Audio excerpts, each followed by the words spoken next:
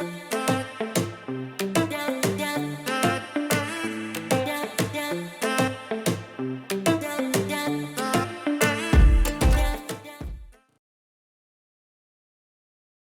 a very, very happy Tuesday, and welcome to the TNC Sports Talk YouTube channel. My name is Justin. Today is September 9th of 2025, and I hope everyone had themselves a good weekend. I know I did. Football's back in town. We had a lot of great matchups with college over the weekend. We had a lot of great matchups with the NFL over the weekend that we talked about. And we will have plenty to talk about that in today's episode. Our agenda for today, we will talk about the Cincinnati Bengals picking up their first victory of the season. Let's give us a nice round of applause.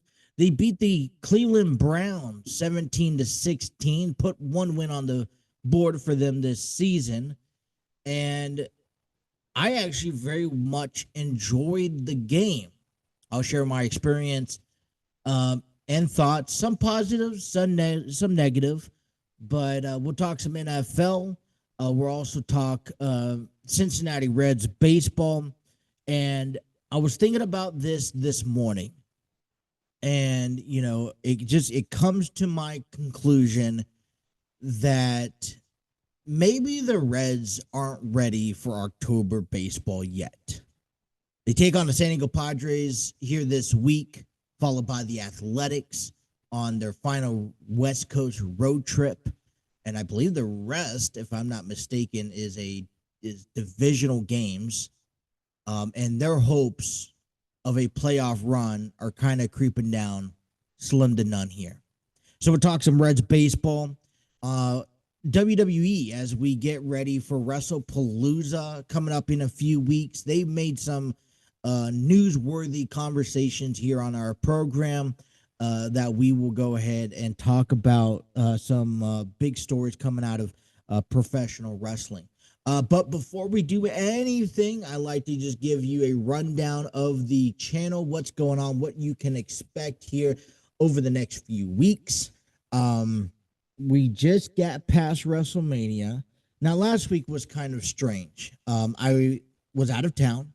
I couldn't get a lot of work done, so I did a lot of work before I left, so I had content to publish. So the podcast, last week we saw the rest of the predictions. We saw week one's predictions of the NFL, and I'll talk more about that on Thursday's podcast. So that was a success. We expect more, right? So we'll expect to do that, obviously in this podcast. And then the one on Thursday is going to come and we'll talk about week 2 in the NFL and who we believe are going to win and lose. All of our gaming content up until Thursday was played. And I felt very confident being able to publish everything on time last week. When I got back, I ran into the weekend and I wasn't prepared at all for the weekend. And Friday was kind of my reset day. Spent a lot of time with the family over the weekend. So blame me, it's my fault. But I didn't get a lot of content done for the weekend. So I'm kind of still playing catch up. And so where we're at today, September 9th of 2025, I just got the PLE Backlash published.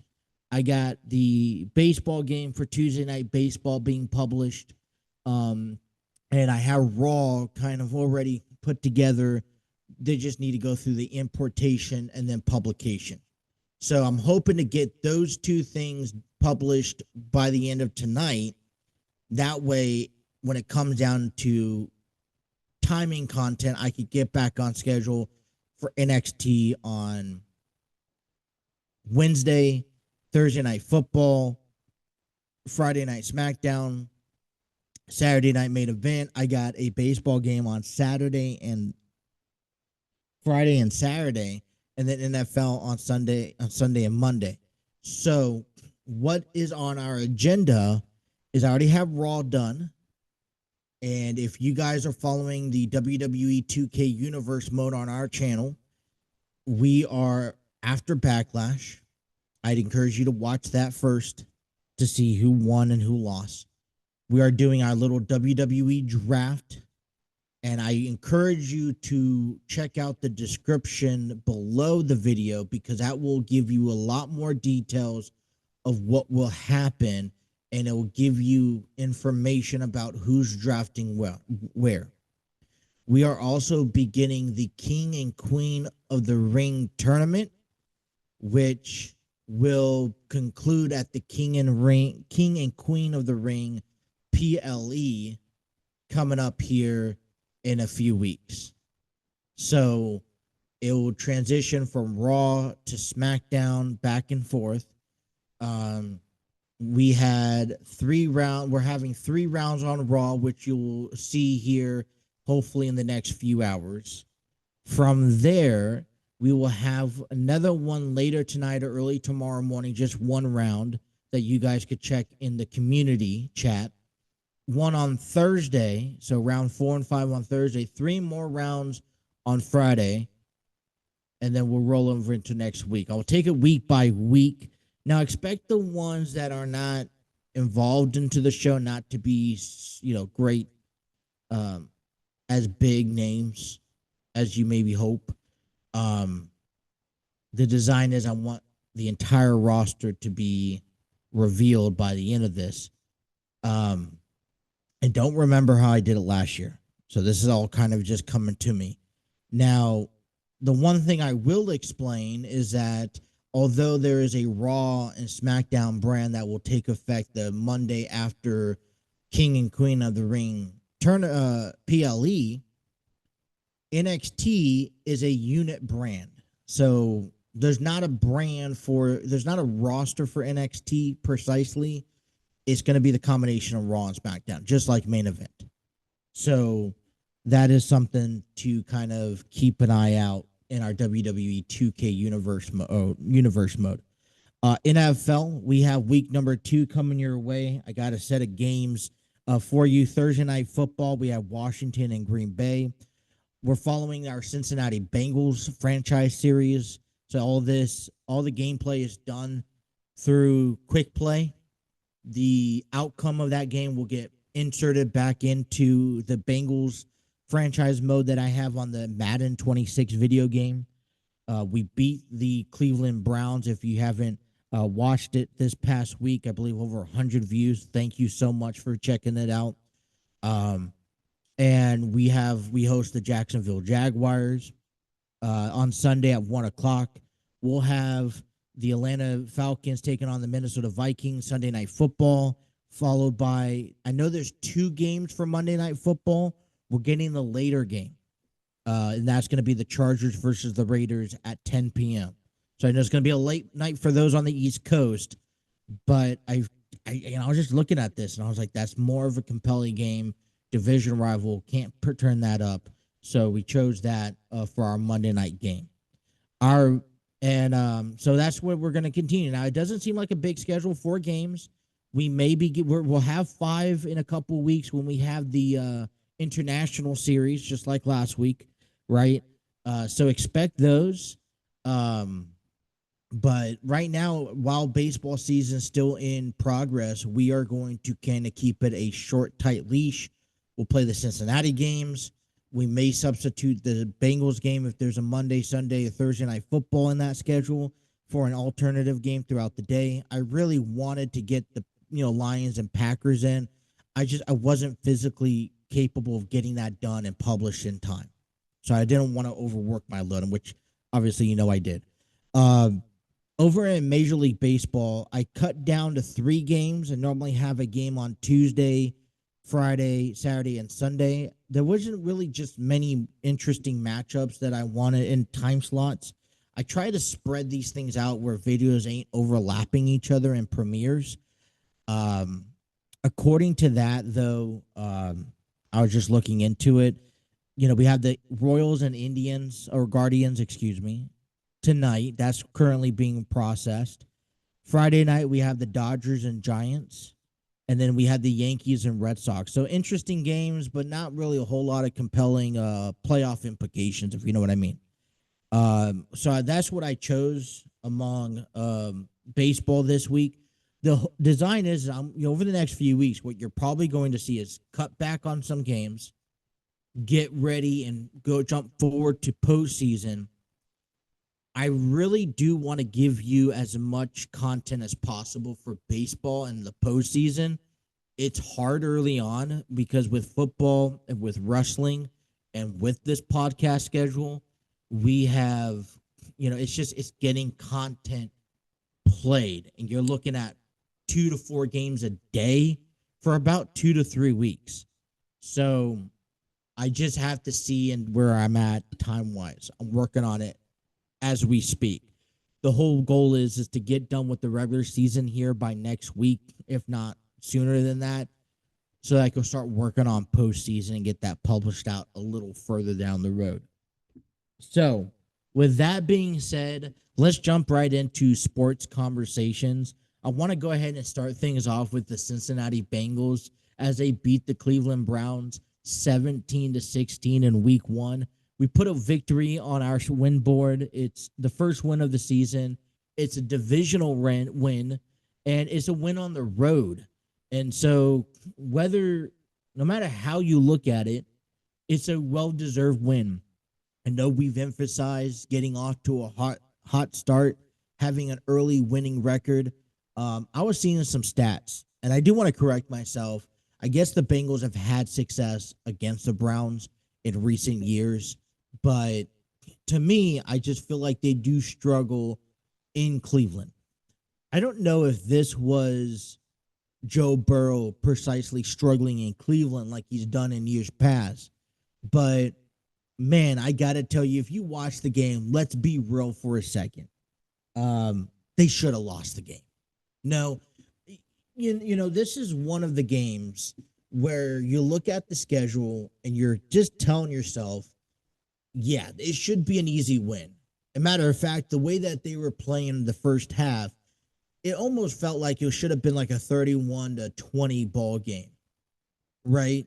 Where they would have won comfortably, not go down to the final seconds where you required some good play calling and some, your defense to prevail. I was very, very impressed with the Bengals defense. Matter of fact, if any particular part of that game that I have to give credit to, it has to be to the Bengals defense because, as we talked about this last week, the process, we are working off of how good their offense is because we understand the struggles that the defense provides. And sure, the defense provide a lot of agony on Sunday, right? But our objective was to make sure that defense allows just less points than what our offense can score. And they made it happen, knowing that I don't think we put up a single point in the second half, right? Maybe 3 at best. So, give a round of applause, right, to that Bengals defense. It looked like a flawless defense. We also got to give credit to the 2 interceptions Joe Flacco threw on Sunday.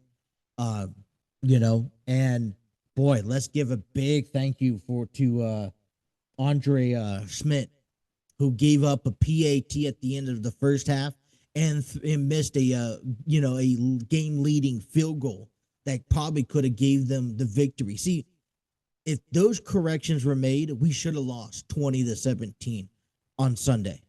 Offense did not move an inch, right, on in the second half.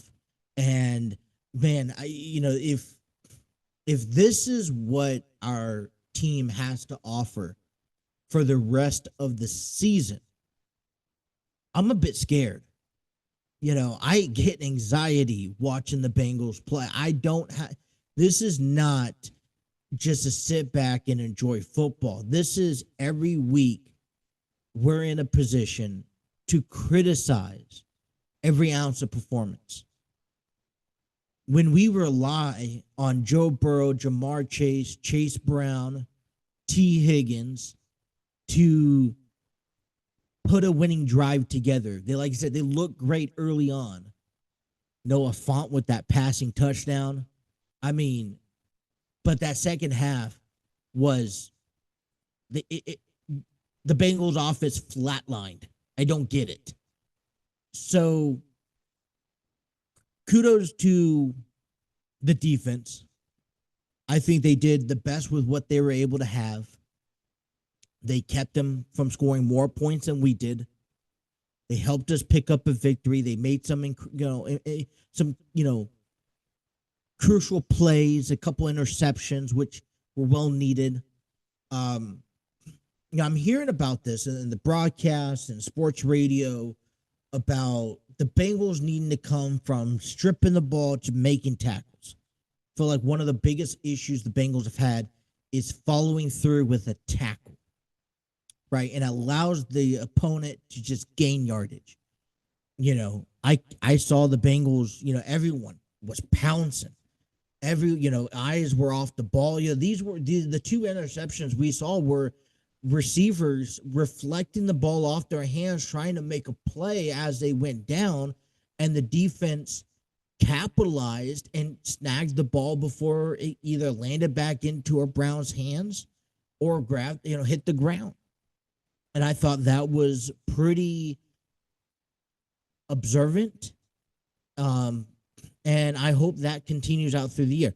The one thing I heard that lingered around that I was thinking about a lot week 1 of the NFL was, I heard Zach Taylor say this in his post-game, team meeting that was on social media. And he was expressing how week 1 is not going to be the same team that is going to be in week 6 or week 12 or in the playoffs for that matter. And I get that. I just, we do see, I know there's a lot of chemistry that still needs to be developed. You have rookies that have never played it down in the NFL. They're, working out their ring rust, in a sense. And I get it. We are going to grow. We are going to adapt. We are going to build chemistry and learn each other. And I'm excited for that. But, overall, if what we saw on Sunday is what's in store for the season, I am very concerned about how the outcome will be. I listen, and I get it. A W is a W. I get it. This was a game that we should have won. We did win, but you have to read between the lines, because if we performed the way we did, if we didn't provide any offense in the second half of a game against maybe the Ravens or even the Bills, right, later this year, maybe even the Packers, they're not going to sit here and hand over mistakes. I mean, I beg to differ that, the Packers are not going to give us a mistake after mistake after a mistake. These are well-completed teams. So, sure, let's take advantage of a win that we should have won, but the way we went about it, I think, needs to be addressed. And I'm sure they're going to address it. Right, at practice. They're going to clean some things up. I'm intrigued to see, what we do this Sunday against the Jaguars. And this is another game on that schedule, right? That should be, I'm not going to say it's a walk through the park, no, but, a 31-21 game, 31-27. We shouldn't be we should have, I want us to go into this game this Sunday with our offense confident in being able to run down the ball 4 or 5 times a game and putting up points, not being stopped and shut out practically the second half.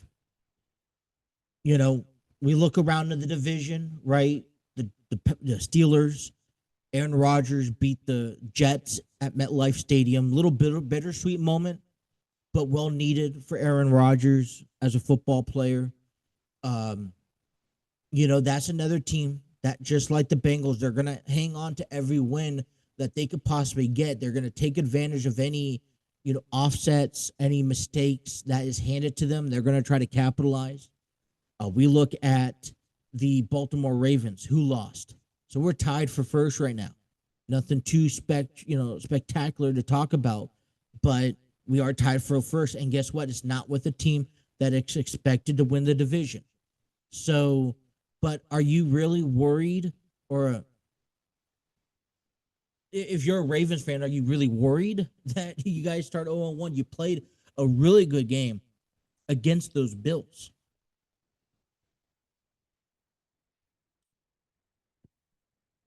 It wasn't a neutral site. Home field advantage favored Buffalo, being in Buffalo, right? And um, man, just like the Chiefs starting out 0-1 this year. Not technically surprising, but I'm not worried about it. I'm not worried about the Chiefs because you know what the Chiefs could do throughout the course of the year. They lost to the Chargers. So what? That's not going to define their season. But the Bengals losing or the Bengals winning against the Browns could definitely define their season. So, I'm sitting back. I'm enjoying the win that we had with, on Sunday. A win's a win. Definitely had me on my edge of my seat, standing up the last 2 minutes. Hey, we got to stop this. And, I'm always inclined to see the same things out of the Bengals that we do each and every game. But hey, it's a win. So we celebrate. I'm sure they're back at it. And, I'm looking forward to them coming back to Paycor Stadium and taking on the Jacksonville Jaguars. We'll talk more about that coming up on Thursday. I want to transition into Major League Baseball. This isn't going to come in here and provide stats for you here on this podcast right at this moment. Look, I think I've started already having these conversations with everyone, and I think the conversation, and I'm not giving up on the Reds. I'm still hopeful, but a lot of things have to go right. And the first thing did not go right on Monday night against the Padres, where they lost to the Padres in San Diego. This is their second West Coast trip in the last month. They have San Diego for today and tomorrow. Then they go out to the Oakland, not Athletic, but Sacramento or something like that to play the Athletics. You almost have to play nearly perfect baseball in order to give yourself an opportunity for a postseason shot. Heading into this, we already knew at the back end of this schedule, the Reds had probably the most difficult schedule to overcome. Not saying it was impossible, but very difficult. When you have players injured, when everyone's fatigued from playing hard baseball throughout the course of the year. But towards the end of August, beginning of September, you really separate yourself as a ball club from those who are ready to play October baseball for those who are not quite there yet. And what we saw in a tough schedule for the Reds over the last few weeks that included teams like the Dodgers, the Blue Jays, the Cardinals, the Mets that we just saw last weekend, was that the Reds are not ready for October baseball yet. It's nothing against them. I'm not even upset with it. It's unfortunate, but they're not ready to get over that hump. I think the last time I looked at the wild card standings over the weekend, they were behind the Giants and the Diamondbacks. And I go back to, let's finish this season and what are our goals for this year? Well, under Terry Francona, I would love to still finish above 500 baseball. I still think we have the opportunity. We're not that far away, and a lot has to go wrong. We're not at the moment in September where we're just turning over and we're working out these younger guys who need some extra plate appearances. We're not looking into the 2026 season quite yet, but the time is coming near. Now, I do hope for the Reds, what we can do if our opportunity for a postseason run isn't as great as it was maybe 3 weeks ago. I'd like to make it challenging for some players right now, for some teams right now, excuse me, heading into the postseason. Let's face it, the Padres hasn't played their best baseball as of lately. And sure, if we can successfully have a winning record after facing our division here in the back end of this season, then I think that we can hang our hat, whether or not we go to a postseason or not. We can hang our hat pretty high in confidence for next year. When I look at this ball club and I explain to you that I don't think we're ready for October baseball yet, we aren't dealing with the young group of guys that we were 2 years ago. We made some changes, we made some improvements. I think we're focused in surrounding our team around guys like Ellie De La Cruz still, Hunter Green, but they're not rookies in the league anymore. Key Brian Hayes is still an addition. Noel V. Marte is kind of grown up. Is growing. Well, he's growing. Tyler Stevenson, I don't want to give up on him. I'm a fan favorite of Tyler Stevenson. I love a good catcher that can help, complete this team. But his time has passed. He can't stay healthy. And he starts, when he can't be consistent, he does lack thereof at the plate. So I think we're a good ball club. I think we have vast potential of being an excellent ball club. But I don't think we're ready yet. And I don't know. My fear is that every year that we don't contend and don't make it to a postseason, that's one less year that we have with this group of guys. I remember I was talking to you guys 2 years ago on the throw-in, on the on the talk show that we had a couple years ago. I was talking about, I was talking to you guys about this whole young, this whole, what do you want to call it? This process where we brought in a lot of guys in the minor leagues. Our farm system was going to come up and replace the current guys, and they were going to be the ones to get us that championship. And we're in the midst of it. And so that clock is now ticking. This isn't, hey, we're still waiting for, so-and-so to come up. Sure, Sal Stewart was not part of that conversation 2 to 3 years ago. It was Ellie De La Cruz, Christian Encarnacion Strand, Noel V. Marte, Tyler Stevenson was part of it, even Jonathan India, Hunter Green, Andrew Abbott, Nick Lodolo, Brandon Williamson. Those were the guys that we were talking about that was going to come up along with maybe a TJ Friedel and give us their best baseball to give us a either division win or a postseason opportunity. And here we are. Hunter Green, lights out. Ellie De La Cruz, up and down. Christian Encarnacion Strand, Spencer Steer.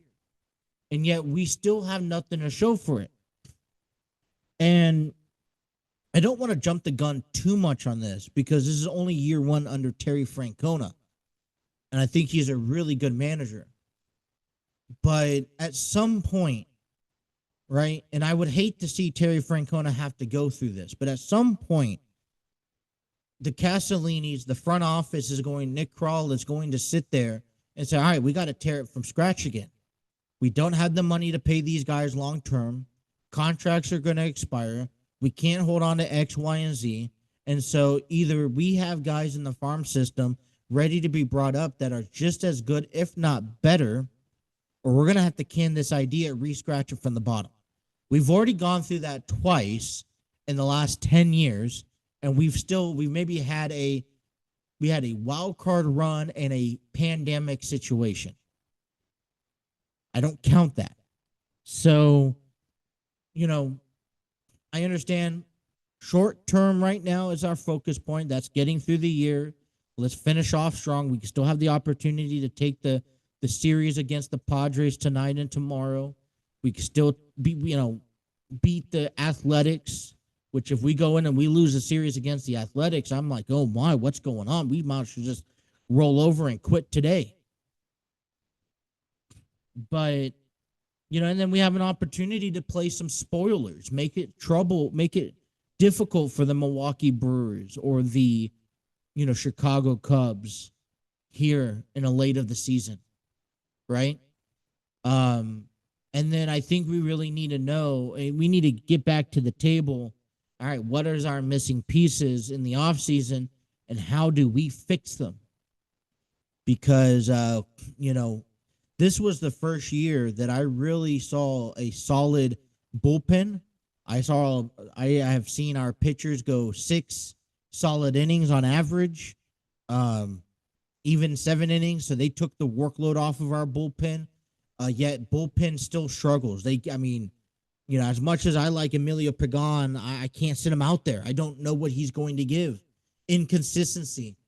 So, maybe we start looking for, players that we can replace and build our bullpen. I think maybe that's one of our conversations. A couple of power hand batters, maybe it's in the outfield or not, but some guys who could bring some heat to the ball and make contact could do us some good. So let's not write off the Reds quite yet, but we are kind of just slowly preparing for that missed playoff run here this year.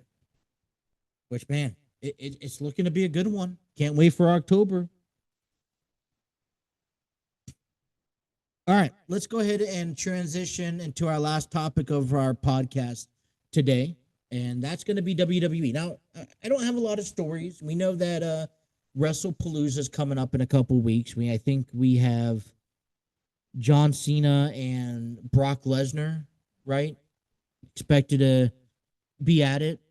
Wrestlepalooza. This is the first PLE that is going to happen under the ESPN contract, which means from now on, you have to have the ESPN subscription in order to watch WWE's PLE. I believe it's $29.99 a month. I don't know where I stand on that. I'll have to check into that. I would like to turn it in. We talked about this a couple weeks. It's all for the business.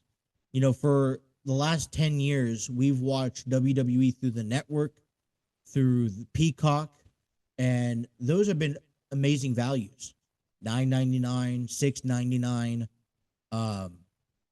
We have been privileged and, given the opportunity to watch wrestling at its finest at a reasonable amount, which I don't have a problem paying for. But remember that PLEs used to be almost $60, $70 a month. And you get it on a channel and you only got it for 24, 48 hours. And once that time was up, if you didn't DVR it, you wouldn't get it again unless it came out on DVD, which you would have paid probably about another $20, $30 for it, at least.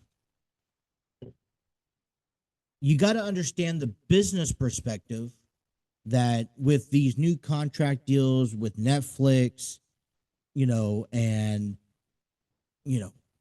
now with ESPN, they got to at some point find a way to make money, whether they're endorsements. We're hoping that this, along with advertisements, along with, all this fun stuff, we hope that people will be able to come, watch our product, and we are taken more seriously as a professional sport, just like baseball or football. So it's going to be a new adaptation that we have to get comfortable with. And sure, it's going to lose some audience who's not willing to pay $30 a month. But yet I do know that people will find a way to watch PLEs, especially those true wrestling friends, whether you go to a friend's house, whether you get it yourself. Hell, maybe a bar now who probably has a subscription to ESPN can do that. I don't know. But that's not the main story. That's coming up though in a couple weeks. the biggest conversation I really kind of wanted to focus about was the return of AJ Lee last Friday on SmackDown. It was in Chicago, Illinois. And this has been a feud that's been lingering for the past months between Seth Rollins and CM Punk. Just last PLE, we saw Becky Lynch cost CM Punk, the championship. And now we get, and it's kind of coming into a complete circle. And we see AJ Lee return because it was a Becky Lynch and Seth Rollins married couple going after Punk and sabotaging him from winning the ultimate prize since returning back to the WWE. So, I've heard a lot of rumors about this. And there's a lot of give and take and opinion on this. I guess, let me give you my opinion.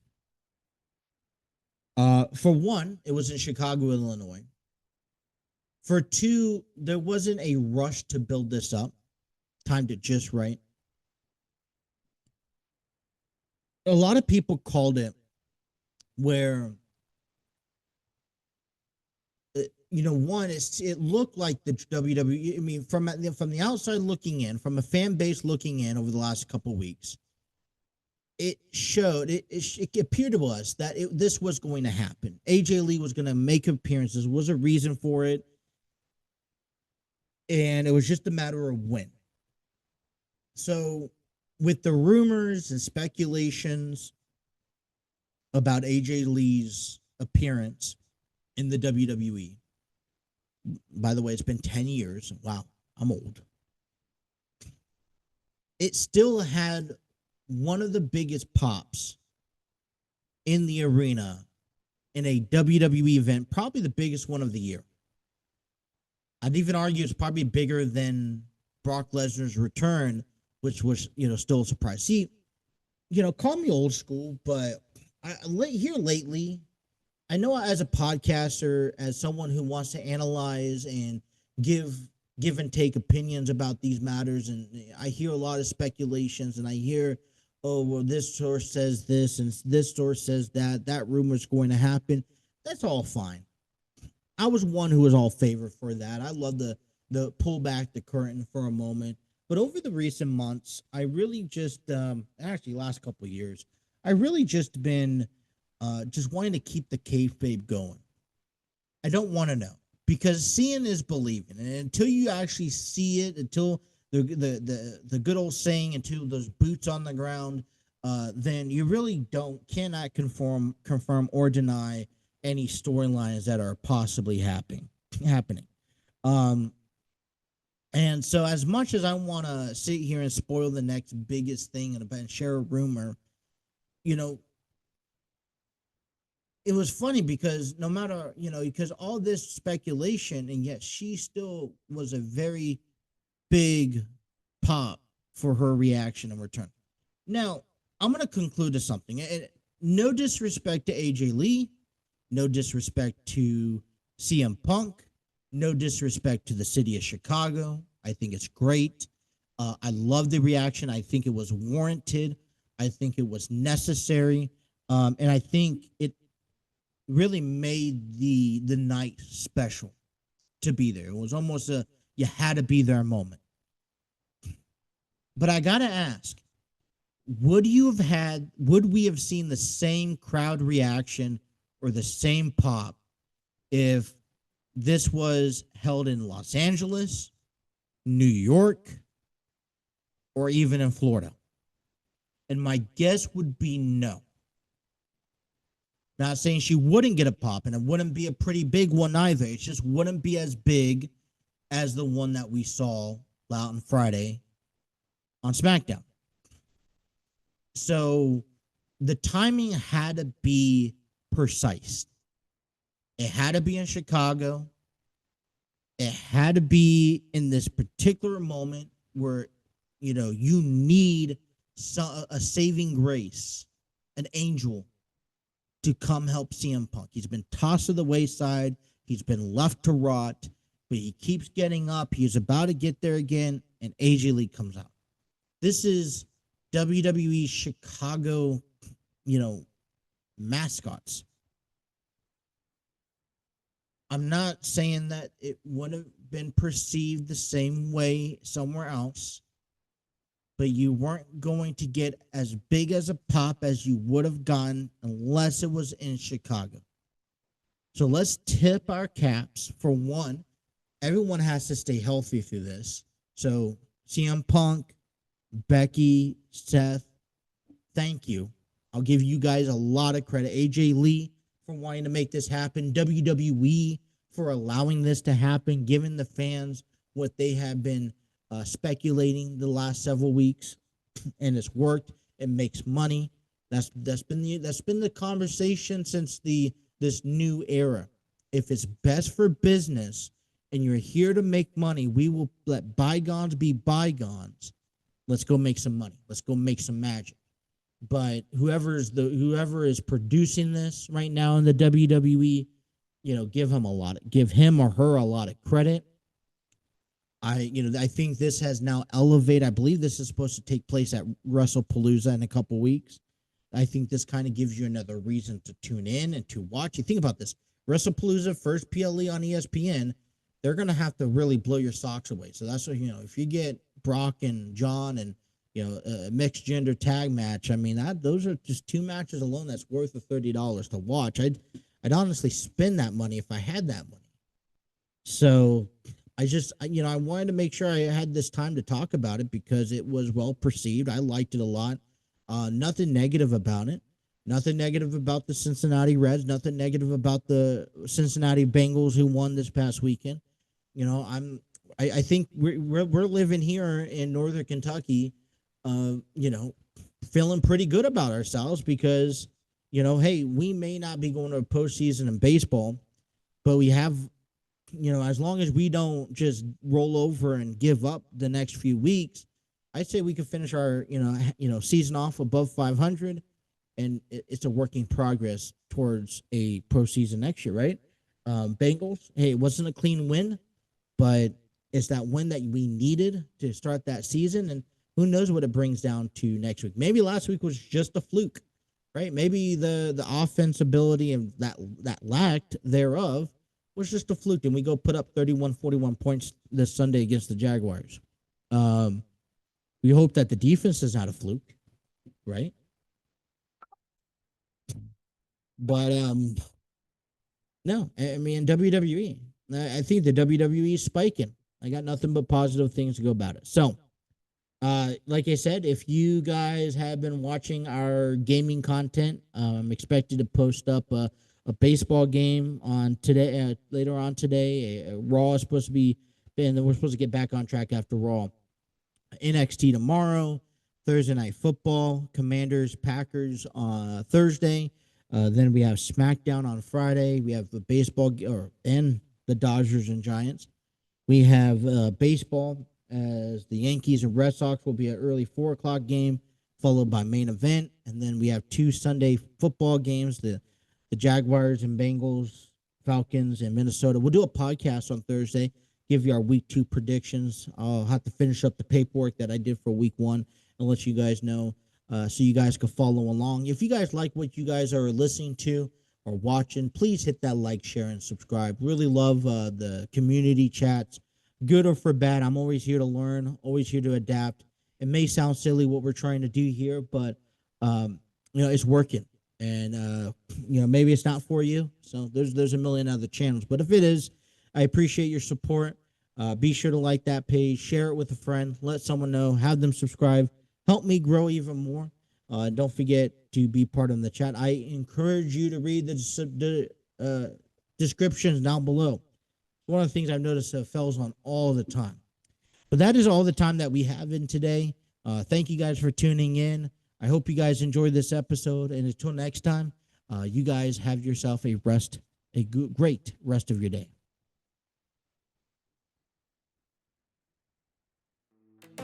Yeah.